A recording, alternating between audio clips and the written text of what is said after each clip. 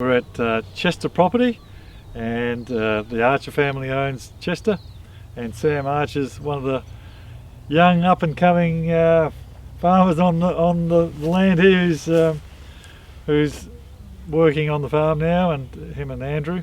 And Sam's here today, and got Eric again from after being at Tim Reed's place. Eric's here as well, looking at the pastures here.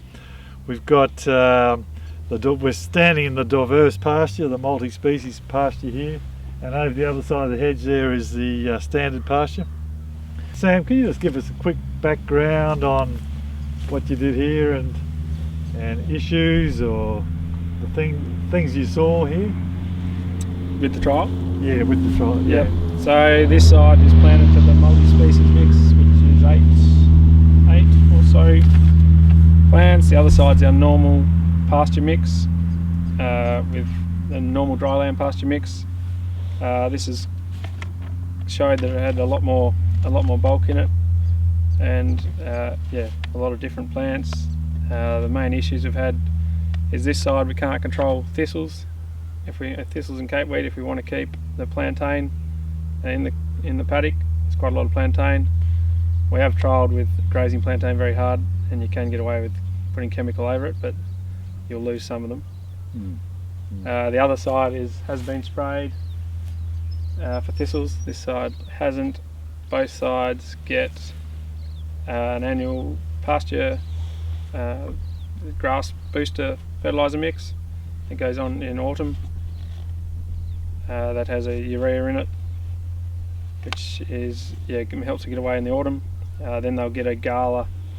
Generally, if we do a winter cleanup as well to get the most out of the early growth, which takes a bit out of spring growth, but that doesn't seem to worry us. I'm just wandering over the paddock, and it's certainly perennial ryegrass dominant.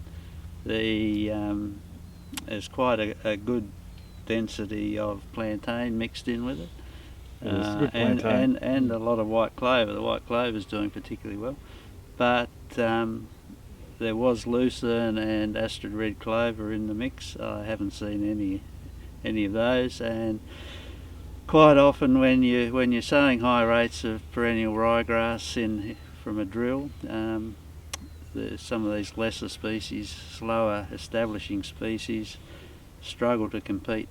So I think the story here is that the strong perennial ryegrass, which is actually looking really good, has outcompeted both the lucerne and the red clover. I mean, we saw at the last site that had been broadcast. Maybe I think if you're intending to put lucerne or some of the slower establishing grasses, the cockswoods, fescues, you actually do have better success if it's broadcast and harrowed and rolled, rather than putting everything together in a drill run. Particularly with something as aggressive as perennial ryegrass or as we saw at the other site, the coloured brome. Yeah. We all run through an agro drill. Oh, okay. But for that reason, it's a tricky job trying to get the grass a bit deeper while keeping the clover a little bit shallower. Yeah. Ideally, you'd sow them separately. Yeah. To get a best germination. Yeah. So it's hard to get that much of a high rate of grass just under the ground while burying it all. Yeah. No, that's for sure. So we've been looking at different drill setups of what can be done differently. Yeah. Well, some of those smaller seeded grasses, particularly cockswood, if they go any deeper than 10 millimetres, they'll actually struggle to come up. So the closer to the surface, the better. I've measured for 4 grazings here over the last year.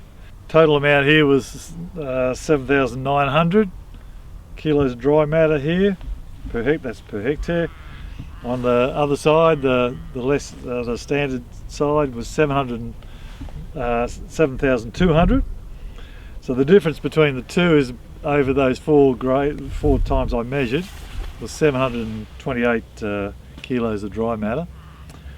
So for each grazing there was 242 kilograms extra on this side compared to the other side.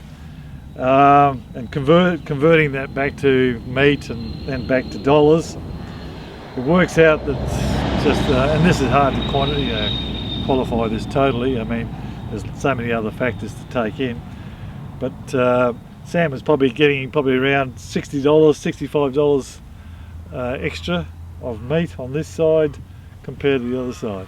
That's working on $3.50 kilo. Actually, just another comment on the composition of this side. It's the two ryegrasses that make up the composition are high-end ryegrasses. So dairy type ryegrasses. Yep. The two ryegrasses on the other end are more dryland species. So tougher. Jackaroo, Jackaroo and Kidman are more dryland species. Yeah, right. So it'll be interesting over time how this pans out here, whether they end up evening out. And if you do get a really dry summer again, and these bounce back really well. This doesn't get irrigated, so they actually this paddock actually bounced back from basically dirt to coming right back like it is now. So yes, it'll be interesting to track the persistence of the two different types.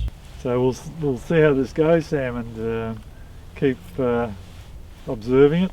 I'll also be coming at different times and digging some of this ground up a little bit, not the paddock, just digging up patches of it just to measure the root systems as well, see how deep the roots are going down here and whether how much they're filling up the ground, and we'll actually get some weights on volume of the root systems.